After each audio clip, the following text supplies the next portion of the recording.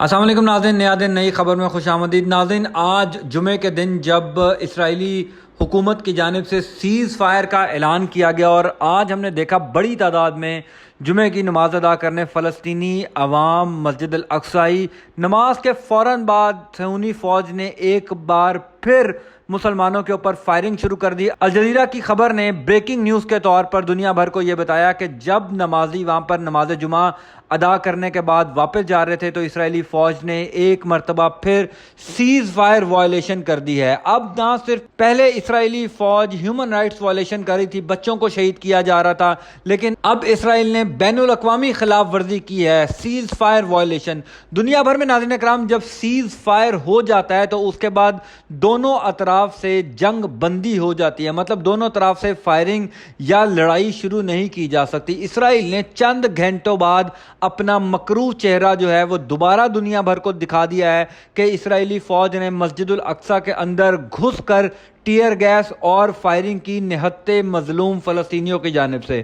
ایک طرف تو اسرائیل کو بری طرح حماس کے مجاہدین نے شکست دی ہے، دوسری طرف اپنی شکست کو چھپانے کے لیے اسرائیلی فوج نے ایک بار پھر فلسطینی عوام پر ظلم بہانا شروع کر دیا ہے۔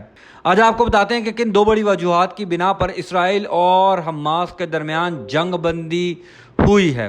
فلسطین میں عید کا حقیقی معنوں میں آج پہلا روز ہے، چونکہ فلسطینی عید کی نماز ادا نہیں کر سکے تھے۔ آج عید ہوئی ہے فلسطین میں، جس میں کھل کر فاتحانہ انداز میں جشن منایا جا رہا ہے۔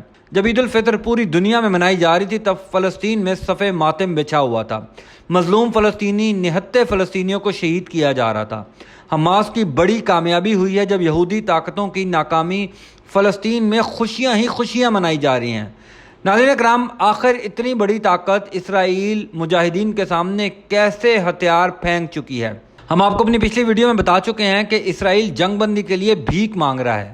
اسرائیل کا یوں گھٹنے ٹیکنا کسی مفاہمت کا نتیجہ نہیں، بلکہ پاکستان، ترکی، روس، ملیشیا اور دیگر اسلامی ممالک بالخصوص بڑی طاقتوں میں چین کی آخری وارننگ کا نتیجہ ہے۔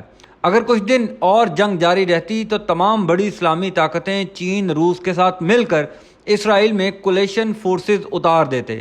یہ اتنی بڑی دھمکی تھی کہ موساد کے اوسان خطا ہو چکے تھے۔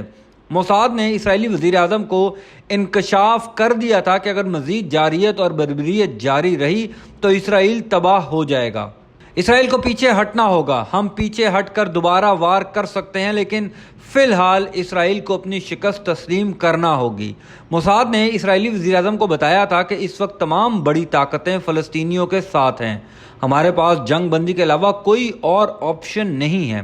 ناظرین اکرام، یہ تو ہے ایک وجہ جس کی وجہ سے اسرائیل جنگ بندی کی بھیک مانگ رہا تھا۔ دوسری بڑی وجہ یہ ہے کہ اگر جنگ بندی کا اعلان اسرائیل نہ کرتا تو اتوار کے روز مجاہدین کی طرف سے اسرائیل کی 3 بڑی ایئر بیسز نشانے پر تھی، جس کی خبر موساد نے اسرائیلی قیادت کو دے دی تھی۔ اسرائیل کی ہیٹزور، ریمون اور اوفدا نامی بڑے فوجی اڈے نشانے پر تھے۔ حماس کی بھرپور تیاریاں تھیں کہ اسرائیل کی طرح معصوم لوگوں پر حملہ کرنے کے بجائے اسرائیل کے فوجی اڈے اڑا دیتا۔ ایک تو فوجی اڈا مجاہدین نے اڑا دیا تھا اور باقی 3 پر نشانہ تھا، مگر اس سے پہلے ہی اسرائیلی قیادت منہ کے بل گر گئی۔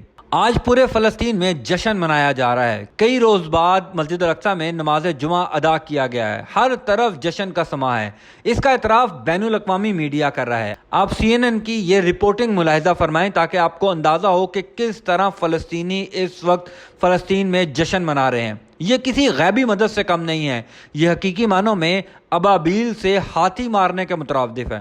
دنیا بھر کے مسلمان اور دنیا بھر کے انسانوں کو اس بات کا یقین ہو چکا ہے کہ اگر رب کی غیبی مدد کسی مسلمان کو حاصل ہو تو بڑی سی بڑی قوت کو شکست دی جا سکتی ہے۔ پاکستان، روس، ترکی، چائنا نے مل کر ایک ایسی فوج بنانے کا اعادہ کیا تھا جو امن فوج کی طرح فلسطین میں تعینات کر دی جائے گی، جس طرح اقوام متحدہ کی امن فوجیں افریقہ، شام، اردن اور کئی ممالک میں تعینات ہیں، اسی طرح فلسطین میں ایسی فوج اتاری جائے گی تاکہ مستقبل میں بھی فلسطینی اسرائیل کی بربریت سے بچ سکیں۔ اس فوج کا باقاعدہ مطالبہ مسلم ممالک کے وزرائے خارجہ نے اقوام متحدہ کے خصوصی اجلاس میں دیا تھا۔ جب یہ مطالبہ کیا گیا تو اسرائیل کا اقوام متحدہ میں تعینات سفیر دم دبا کر بھاگ نکلا تھا۔ اب سے کچھ دیر پہلے حماس کے سربراہ اسماعیل ہانیہ کی ایک تصویر وائرل کی جا رہی ہے جس میں وہ سجدہ شکر ادا کر رہے ہیں۔ اس تصویر سے بھی اندازہ لگایا جا سکتا ہے کہ حماس کی کتنی بڑی کامیابی اسرائیل کے سامنے ہوئی ہے۔ اس میں مصر کی ڈپلومیسی کا بڑا ہاتھ ہے۔ مصر کی قیادت نے دونوں گروپوں سے مل کر امن کی کوششیں کی اور آج اس کا نتیجہ سب کے سامنے ہے۔ اسرائیل چاہتا تھا کہ مصر فیس سیونگ کے لیے ہماری مدد کرے، لیکن ایسا ممکن نہیں تھا۔ مصر نے سچ کا ساتھ دیا اور غزہ کے نہتے مسلمانوں کو ہر طرح کی مدد فراہم کی۔ مصر نے امریکہ کو بھی باور کروایا کہ کون غلط ہے اور کون صحیح۔ امریکہ بھی مصر پر دباؤ ڈالتا رہا کہ اسرائیل کی مدد کرے، مگر حماس کی کامیاب حکمت عملی نے صرف اسرائیل بلکہ امریکہ کو چاروں شانے چت کر دیا۔ حماس کامیاب حکمت عملی کو جاری رکھتے ہوئے دیر پا امن کی کوششیں کر رہا ہے اور طاقتوں کو باور کروا رہا ہے کہ اسرائیل کچھ عرصے بعد جارحیت شروع کر دیتا ہے۔ ہم اس سارے مسئلے کا مستقل حل چاہتے ہیں، لیکن اس دفعہ حیران کن طور پر حماس کے مجاہدین کی تباہ کن حکمت عملی نے اسرائیل کو مجبور کیا کہ وہ جنگ بندی کریں۔ تاریخ میں پہلی دفعہ ہوا ہے کہ یہ جنگ اسرائیل نے شروع کی، لیکن اس کو ختم حماس نے کیا، کیونکہ حماس اس میں یقینی طور پر فتح یاب ہوا ہے۔ ناظرین، یہ تھی آج کی ویڈیو۔ اگلی ویڈیو تک اس چینل کو سبسکرائب کریں تاکہ مزید ایسی ویڈیوز آپ تک بر وقت پہنچتی رہیں۔ اللہ نگہبان۔